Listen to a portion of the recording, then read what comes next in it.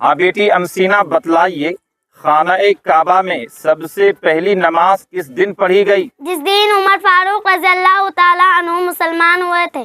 جی ماشاء اللہ۔ اچھا بتلائیے، خانہ کعبہ میں پہلی اذان کس دن اور کس وقت کی دی گئی؟ پہلی اذان فتح مکہ کے دن ظہر کی دی گئی۔ ظہر کی دی گئی، جی ماشاء اللہ۔ اچھا بتلائیے، تحویل قبلہ کے بعد پڑھی جانے والی سب سے پہلی نماز کون سی ہے؟ عصر کی نماز۔